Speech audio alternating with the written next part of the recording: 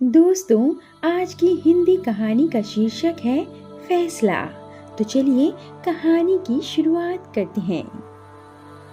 Waiter को coffee लाने का ऑर्डर देने के बाद विकास ने अर्चना से अचानक पूछा, मेरे साथ 3-4 दिन के लिए मनाली घूमने चलोगी?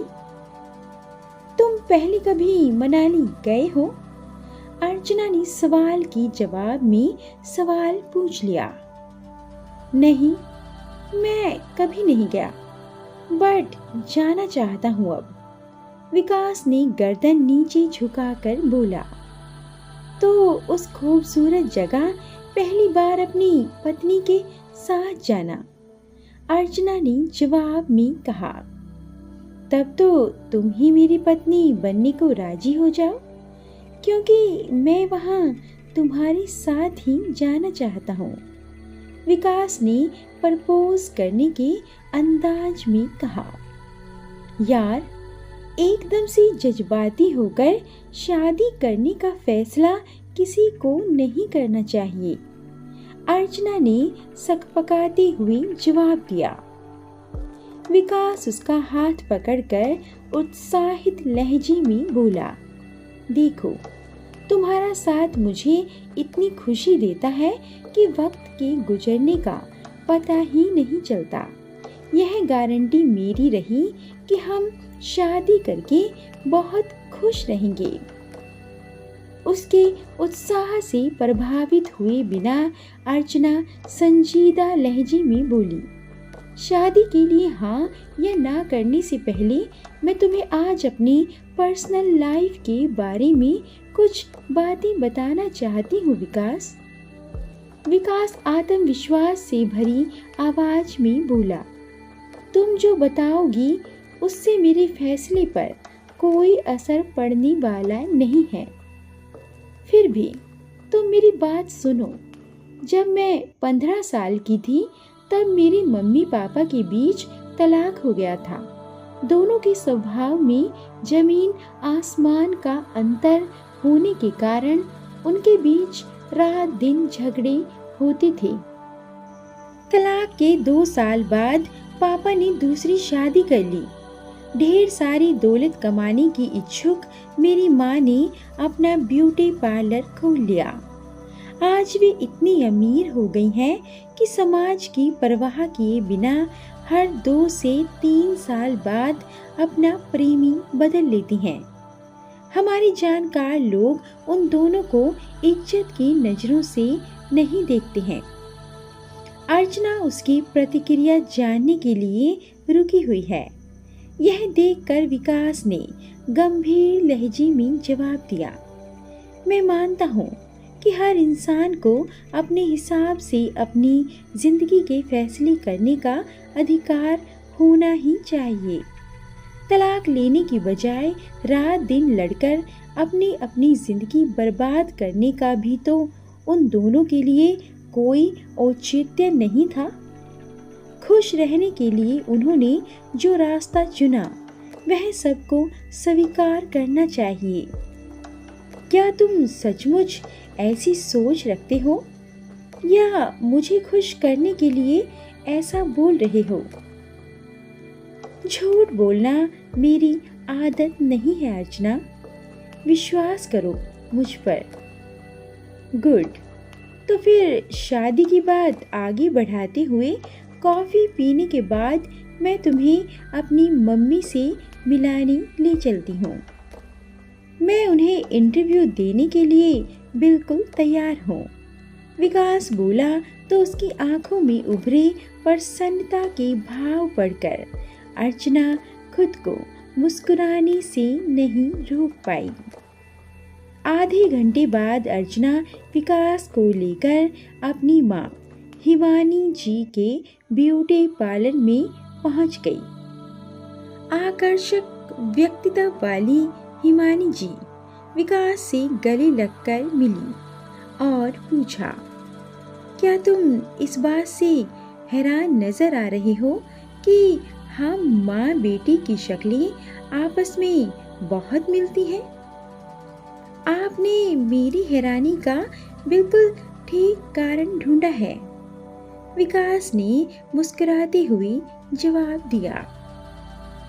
हम दोनों की अकल भी एक ही ढंग से काम करती है, हिमानी जी ने कहा तो विकास ने जवाब में पूछा, वह कैसे? हम दोनों ही जियो और जीने दो के सिद्धांत में विश्वास रखती हैं। उन लोगों से संबंध रखना हमें बिल्कुल पसंद नहीं जो हमारी जिंदगी में टेंशन पैदा करने की फिराक में रहते हों। मम्मी, अब विकास से भी इसके बारे में कुछ पूछ लो, क्योंकि यह मुझसे शादी करना चाहता है। अर्चना ने अपनी बातूनी माँ को टोकना उचित समझा था। Really? This is good news. Himani ji ने एक बार फिर विकास को गले से लगाकर खुश रहने का आशीर्वाद दिया और फिर अपनी बेटी से पूछा, क्या तुमने विकास को अपने पापा से मिलवाया है? अभी नहीं, अर्चना ने उत्तर में बताया। हिमानी जी मुड़कर फौरन विकास को समझाने लगी, जब तुम इसके पापा से मिलो तो उनके बेढंगे सवालों का बुरा मत मानना।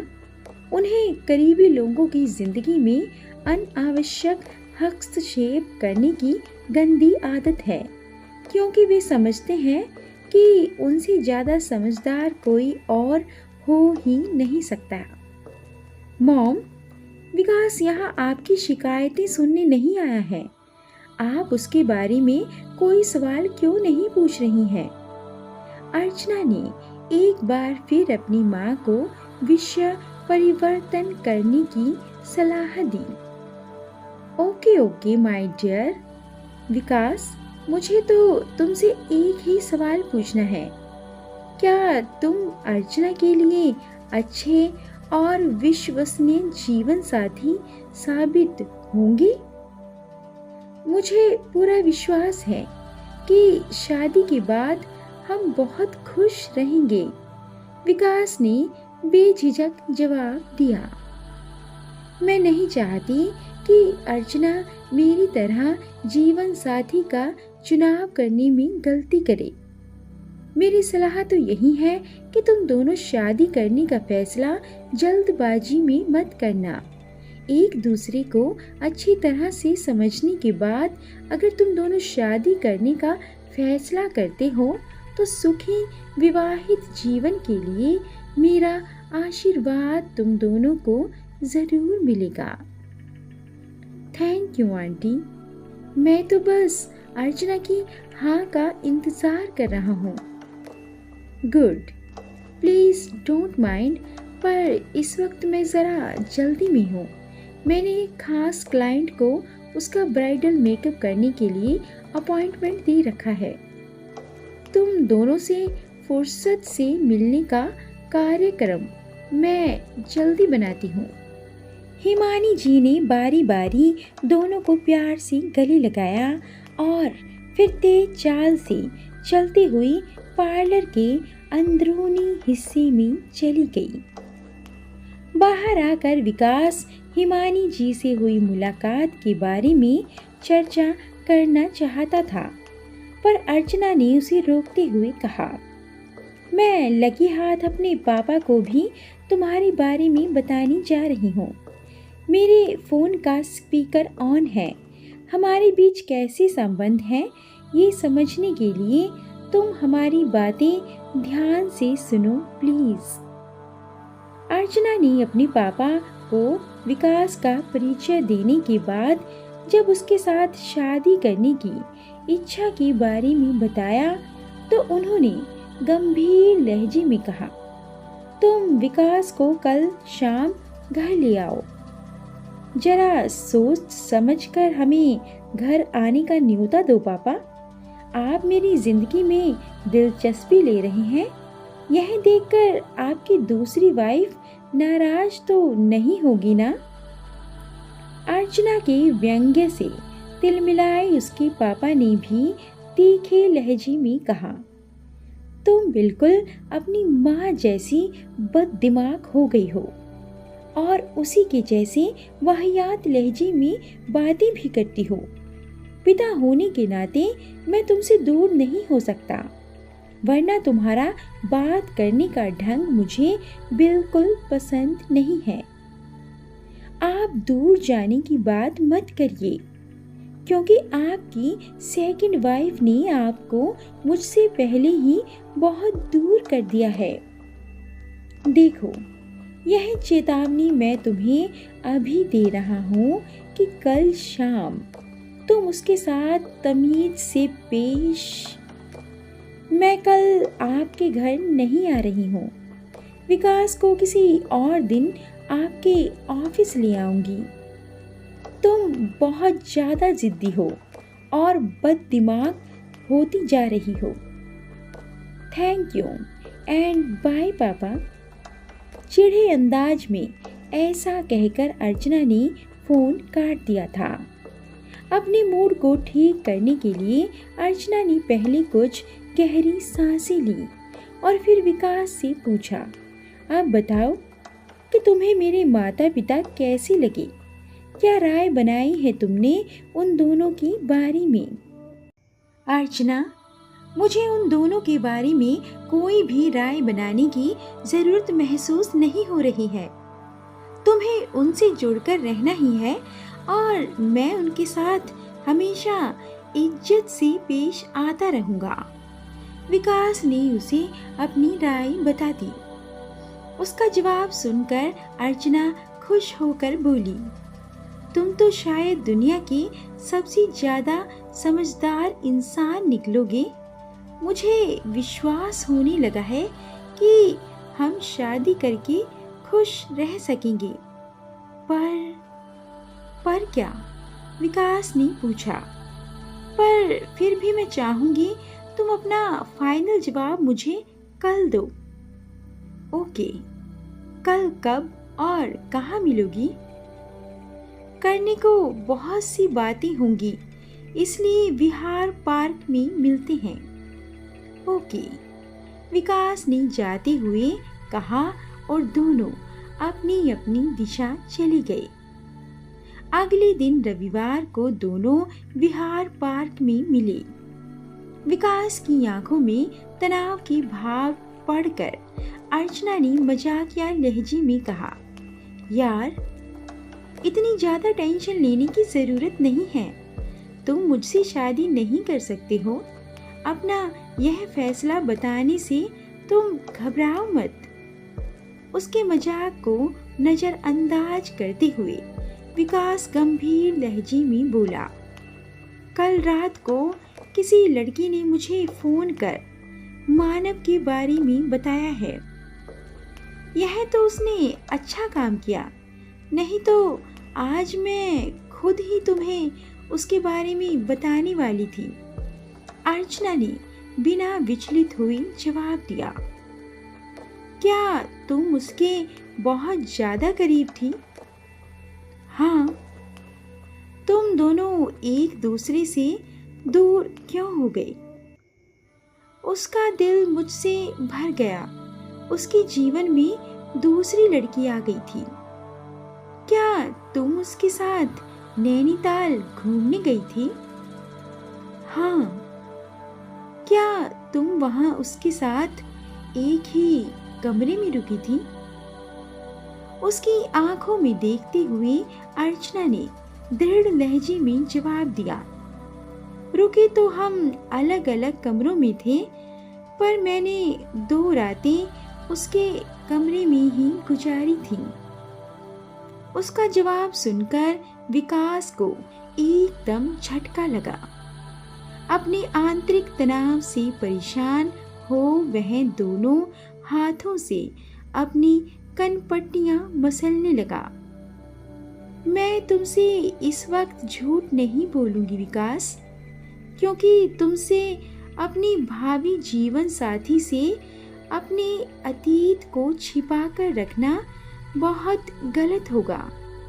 मेरी समझ में नहीं आ रहा है कि मैं क्या कहूँ। मैं तुम्हें बहुत चाहता हूँ, तुमसे शादी करना चाहता हूँ, पर